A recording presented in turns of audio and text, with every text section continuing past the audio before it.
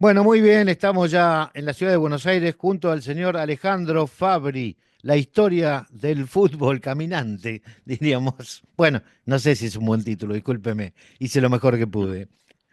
Alguno me ha dicho la computadora futbolística, otro el dueño de todos los archivos, nada. Como decía un ex amigo mío, periodista, cambiado de bando, que se hizo millonario, un Mm, humilde trabajador de prensa. claro, vio, por no cambiar de bando, se quedó en humilde. Claro, y sí, Sí, ¿qué va a hacer? ¿qué va a ser? ¿Cómo está, Ale? ¿Cómo anda? ¿Todo bien? Bien, bien, bien, sí. Disfrutando el verano porteño. No tan grave, ¿no? Sí, no, un verano que no ha sido muy caluroso, salvo estos últimos 3, 4 días, que sí la temperatura ha pasado, ha rondado entre los 34 y los 37 grados. Wow. Pero en el resto del verano y en la primavera de diciembre, también los primeros 20 días, Ujú. nunca había llegado a los 30 grados y ha llovido muy Bueno, poco, lo que significa que no hay mosquitos. Es un detalle. qué bien, qué Entonces, bien. Verano no, sin no mosquitos hay, es... por eso, pero no cantemos victoria, Marcos querido, porque están anunciadas lluvias para mañana, pasado y traspasado. Entonces, después, Ah, dentro ok, de 10 está bien, días, está bien. vamos a estar inundados de mosquitos. Pero bueno, por ahora estamos Disfrute bien, la no hay hora, que... disfrute la hora, claro. Claro, es el Ale, momento y es el habíamos momento. empezado a recorrer algunos de sus 9 libros, Mm, y habíamos arrancado por el que hablaba de los hechos, las historias negras del fútbol, sí, del comienzo del fútbol. Ya vimos las sí. primeras historias en los años 30, y avancemos un poquito en el tiempo. Hay más historias negras, supongo, por cada década. Por supuesto, hay una cantidad que debe ser, a ver, seguramente se han pasado muchos microfilms a través de los agentes rusos o soviéticos y norteamericanos en el muro de Berlín, pero la cantidad de los intentos que han habido superan largamente a los microfilms que pudieron pasar de un lado o del otro.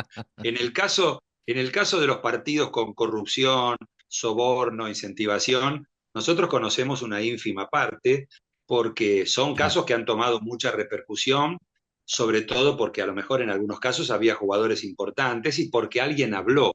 Es muy difícil que uno encuentre futbolistas que aunque se haya jugado el partido hace 40 años, te digan, y la verdad que nosotros lo dejamos ganar a tal equipo porque queríamos ayudar a otro equipo, Sí. la verdad que nos pagaron para ganarle a tal equipo. Con esto me Eso compré el no, autito.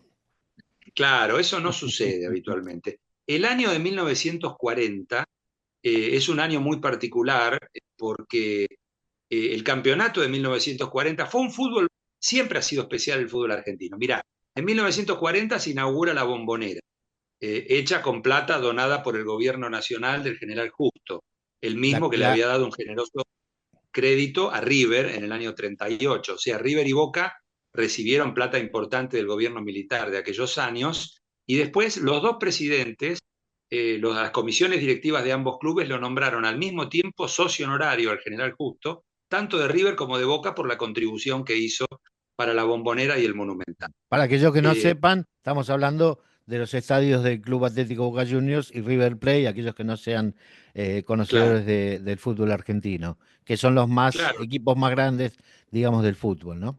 Hoy. sí, del fútbol argentino, por supuesto. Bueno, en ese año de 1940 se dio un hecho que después no se repitió. ¿Cuál es este hecho que no pasó nunca, ni antes ni después? Descendió Vélez. Vélez es el equipo, sacando a Boca, que no descendió nunca desde que llegó a primera en 1913, Vélez es el equipo que lleva más tiempo consecutivo jugando en primera división.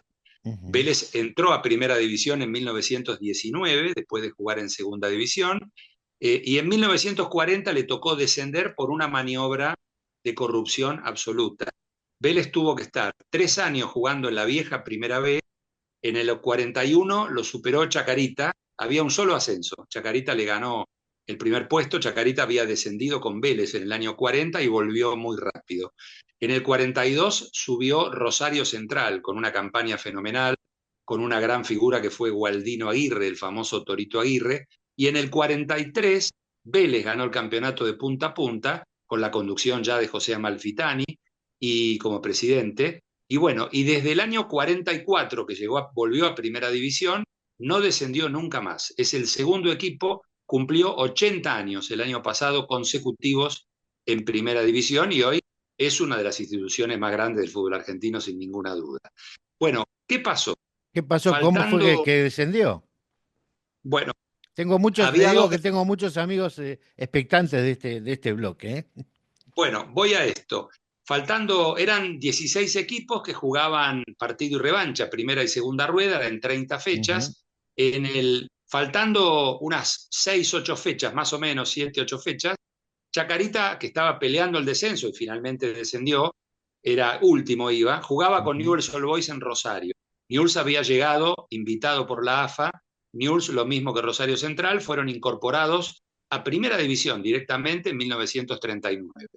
Bueno, el arquero Aldo Ramaciotti de Newell's fue contactado por teléfono por dirigentes de Chacarita que le ofrecieron un dinero para que él dejara pasar la pelota en el arco de Newell's Old Boys.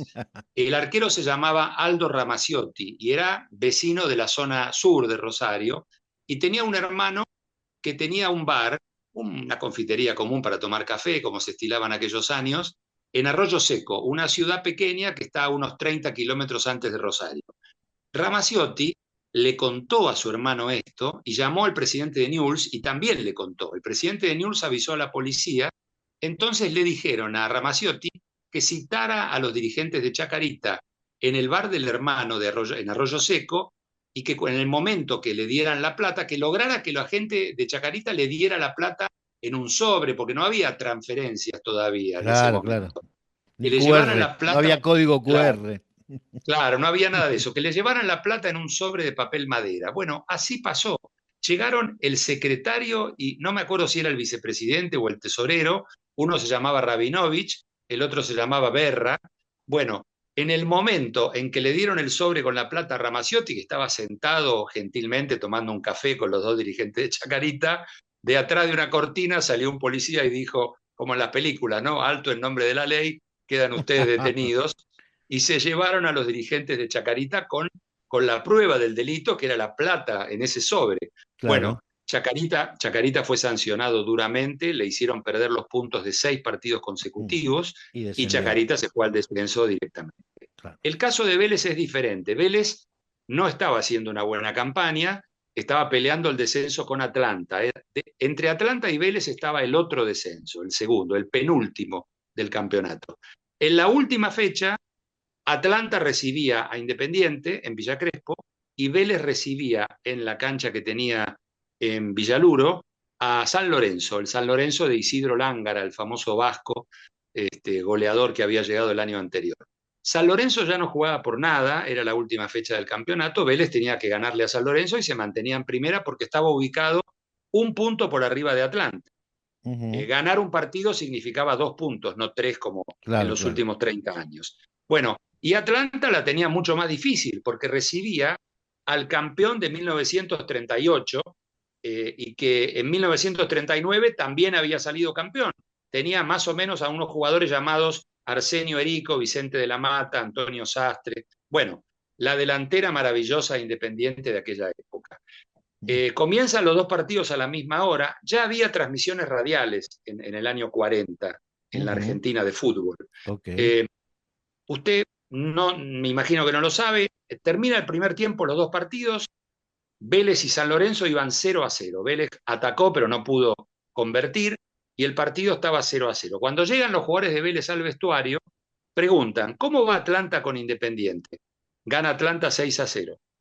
Y los jugadores de Vélez le decían al que se enojaban con el que les decía esto, Claro, no, siempre, dale, anda a averiguar el resultado en serio, no, no es momento para chistes. siempre hay que Bueno, matar al mensajero. claro, pero el mensajero tenía razón, Atlanta ganaba 6-0 cuando terminó el primer tiempo. Independiente jugó un partido horroroso desde el punto de vista ético y moral, sobre todo, porque siendo un equipo que era notoriamente superior a Atlanta, los jugadores, como dicen en la tribuna, no levantaban las patas. Claro. Se Era muy armó, se armó, sospechoso, ¿no? era muy sospechoso, se armó tanto lío entre la hinchada de Independiente que estaba en la cancha, que la hinchada quiso tirar abajo el alambrado de la cancha de Atlanta, Wow. indignada con lo que pasaba. Independiente ya había terminado el campeonato segundo y el campeón había sido Boca. Ya en la penúltima fecha se habían definido esas dos posiciones. Ujú. Bueno, fue tal el escándalo que se armó que los jugadores independientes hablaron algo con los jugadores de Atlanta antes de empezar el segundo tiempo y más o menos en media hora Independiente hizo 4 goles. Y el partido terminó 6-4. Vélez, en el segundo tiempo, los jugadores eran de verdad los que no podían levantar las piernas porque sabían que estaban condenados, que solamente ganándole a San Lorenzo, que también era superior, y San Lorenzo demostró en la cancha que era superior a Vélez, y con 2 goles de Isidro Lángara le ganó 2-0 de visitante. Ah, Bueno, cuando termina el partido, bueno, los jugadores se retiran, la gente de Independiente indignadísima con sus hombres, Atlanta eufórico, festejando, quiere- claro. festejando. Lo que ocurre 4 días después, no, ni te puedo contar, Marcos, los diarios de la época, con insultos directamente, insultos a los jugadores de Atlanta y a los de Independiente, acusándolos de haber hecho una parodia, de haber tirado la moral abajo de la esencia del fútbol, bueno, de Wow. todo. Pero 4 días después de terminado el campeonato, con Atlanta en primera y Vélez teniendo que jugar la primera B, Atlanta le da a Independiente su mejor jugador, el Pepe Batagliero, definitivo, se lo da a Independiente sin dinero, Costo, se sin lo costo. regala a Independiente, sin costo, sí, sí. Y Batagliero jugó Le varios regala años. un jugador con contrato. Sí, sí, le regala a un jugador que era el mejor jugador. Le habrán dicho a los dirigentes de Independiente, como en una vidriera, toma, elegí, a ver, ¿qué querés? Ah, quiero al 6 a Batagliero. Bueno, toma, llévatelo. Eh, Eso fue lo que pasó en ese momento en 1940, con un detalle. Vélez estuvo 3 años en la B y en el 44, cuando Vélez vuelve a jugar en primera, estaban todo el periodismo, y si bien no había televisión, esperando el choque entre Vélez e Independiente. No el partido, no el partido en la cancha de Independiente, sino el que se juegue en la cancha de Vélez. Los jugadores de Vélez, en una reunión con José Amalfitani, esto yo no lo puedo confirmar, pero me lo han contado, se juramentaron a que le iban a dar un escarmiento a Independiente. En ese partido, Independiente no venía bien en el campeonato y Vélez estaba tranquilo en mitad de tabla. Bueno, ese partido fue 8-0 para Vélez. Uh, 8-0. Fue la peor derrota de la historia de Independiente. Y la gente, el equipo dio la vuelta olímpica cuando terminó el partido, con la gente en la tribuna sacando el pañuelo, como cuando éramos chicos. antes sí, antes hacía eso. Claro. Y festejando eso, que fue el desquite de Vélez contra Independiente por lo que pasó ese día. Ese año 1940 fue un año con varias irregularidades. Esta fue la más llamativa. Primero el descenso de Chacarita por intento de soborno y después el partido arreglado entre Vélez e Independiente. Hubo un detalle más. Se jugaba el campeonato de Primera B, había un solo ascenso y el Ujú. campeonato lo gana Argentinos Juniors, que había descendido en el año Ah, 37. Segundo sale Acasuso, en la mejor campaña de su historia. wow. Acasuso termina a un punto. Argentinos había inaugurado en 1940 la cancha que tiene hoy en Juan Agustín García y Boyacá. Y Boyacá, La está cancha Fernando. no era, por supuesto, la cancha de cemento que conocemos desde el 2004, sino una cancha precaria, con tribunas más bajas y demás. ¿Qué Igual hizo la daba, AFA? igual cruzaba el viento, ¿no? Porque es una cancha que hace frío ahí. Sí, sí, es fresco, sí, sí, no da mucho el sol. Mm. Bueno, el asunto es que la AFA no le permitió a Argentinos Junior jugar en primera porque inspeccionaron la cancha y dijeron que no estaba en condiciones de ser cancha de primera división. Por lo tanto, ¿qué hizo la dirigencia de Argentinos? Pidió jugar en otro lado, en la cancha de Atlanta, en la de Atlanta, Chacarita, claro. claro, o en Chacarita, que estaba al lado de la de Atlanta todavía en 1940, 1941. Claro. Bueno, no lo dejaron ascender. Entonces no hubo ascensos en el fútbol de la Primera B. Y lo peor de todo es que el año anterior, en 1939, había ascendido a Primera Argentino de Quilmes y le dejaron jugar en la cancha de la Barranca Quilmeña a pesar de que tenía 2 tribunas nada más en lugar de 4. Y en Sí, el 38 había jugado Almagro en Primera División. Almagro tenía la cancha en Parque Chas, el barrio de Buenos Aires de las calles redondas. sí. Y cuando Almagro estaba ahí afincado desde el año 24, tenía la cancha en Parque Chas.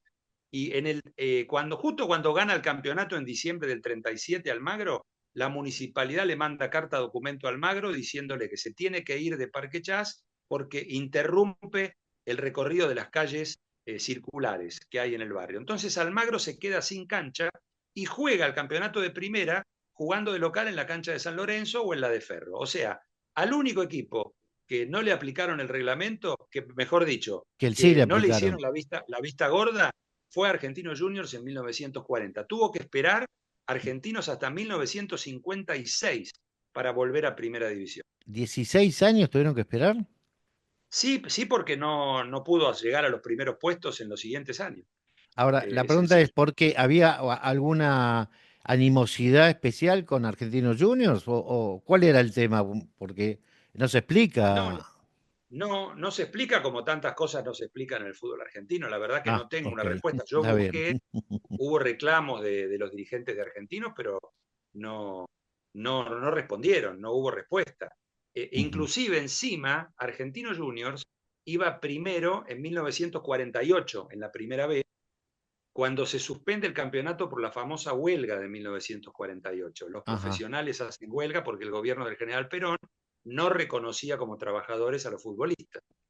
En ese sentido, increíble, las ¿no? últimas, sí, claro, las últimas 5 fechas del campeonato de primera división se juegan con chicos, con juveniles de 18 o 19 años. En ese lapso, Independiente le quita el primer lugar del campeonato a Racing y lo gana el torneo con los juveniles. Racing encima en la última fecha había quedado a 3 puntos de Independiente, había sido puntero todo el campeonato. Racing llevaba 24 años sin salir campeón. Y le toca jugar la última fecha con Independiente. Independiente ya había salido campeón, entonces Racing Mm, decide no presentarse. Pero ¿qué pasó en la segunda división? ¿Sabés qué hizo la AFA? Más allá que anuló los no. descensos, en ese caso es más entendible porque las últimas Sí. 5 fechas había varios equipos comprometidos, le tocaba descender a Gimnasia y Esgrima La Plata en ese campeonato. ¿Pero qué hizo? Anuló los ascensos y Argentino Junior iba primero en el campeonato y tenía que haber ascendido. O sea, le pasó 2 veces a Argentino Junior con la AFA en la propia década del 40, una situación insólita que generó en 1948 que muchísimos futbolistas muy valiosos se vayan a jugar al fútbol colombiano, al fútbol italiano, al fútbol de Así es, posguerra, al así fútbol es. francés, ¿no? ¿Es la En época de Colombia, Sibori? ¿Esa es la época de Sibori? no, la de Sibori es en la década siguiente, es Ah, después del Sudamericano de Lima de 1957. En el 48, Adolfo Pedernera, que había descendido sí. ahora sí con Atlanta en el 47, Adolfo Pedernera se va a Colombia, le hacen un ofrecimiento para que lleve jugadores, se arma la liga clandestina, la liga del fútbol colombiano, que la FIFA no reconoce, y se van, no son transferidos, se van, se toman el avión y se van Alfredo Di Stefano, Pipo Rossi, Julio Cosi, Antonio Báez, Mario Fernández, René Pontoni, una gran Wow. cantidad de jugadores muy buenos del fútbol Bueno, para quien argentino, no sepa, son jugadores históricamente muy famosos de cada uno de los clubes, ¿no? claro, del fútbol argentino que estaban en la selección. Y como no Ujú. los dirigentes no les daban aumento de sueldo a los futbolistas, la manera de repudiar eso fue de los futbolistas de irse del país. Después cuando se Pararon dictó huelga y pararon el país. ¿Y cómo claro, cómo se arregló eso? ¿Se acuerda? ¿Qué pasó? sí, recién en 1954, por supuesto, esos jugadores no podían integrar la selección argentina, porque se habían ido de Ujú. manera ilegal, porque nadie le pagó a River un peso por Di Stefano, ni por Sí, Pipo sí. Rossi, ni a Platense por Cosio por Báez, bueno, ni a Mario Boyé. Bueno, en el 54 se dictó una amnistía.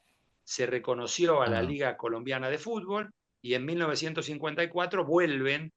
Alfredo Di Stefano ya se había ido de Millonarios de Bogotá al Real Madrid de España. Ahí sí hay un dinero que aparece que no tiene ujú. ni por asomo que ver con el dinero que se paga hoy por Bueno, cualquier tronco, ¿no? pero era No mucho en crack, ese por momento, ¿no? cualquier tronco, claro. Y en el 54 regresa Adolfo Pedernera, ya retirado, al fútbol argentino como entrenador. Regresa Antonio Báez, Platense hace una campaña muy buena, termina cuarto. Y en el Ujú. 55 regresa Julio Cosi para despedirse del Anco de Platense ese año con el descenso, el primer descenso del Calamar. Bárbaro.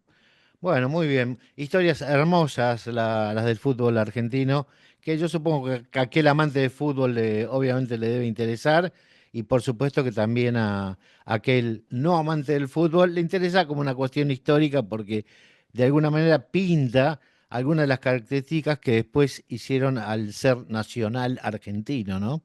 De Sí, alguna forma. Bueno, de todos bueno, modos, para mí digamos, para los hinchas de Argentinos Juniors, que pueden ser algunos varios que escuchan, después algunos amigos. se reivindicaron porque tuvieron a Maradona, tuvieron a Riquelme. Bueno, han sacado jugadores excepcionales y han dado al fútbol argentino algunas alegrías, ¿no? Sí, por supuesto. Fue una época muy especial. Argentina decidió no participar de los campeonatos mundiales en el 50 y en el 54 y recién vuelve en 1958 creyendo que éramos los mejores del mundo y el trompadón que le pega a Checoslovaquia, que le gana 6-1, nos sitúa en la realidad. Perfecto. Bueno, quedamos allí en la historia para retomar en nuestro próximo encuentro, Ale. Que sigas bien, Bueno, igualmente, buena que, semana. que pasen muy buena semana. Gracias. Nos estamos viendo. Gracias. Hasta luego. Chao. Alejandro Fabri desde Buenos Aires.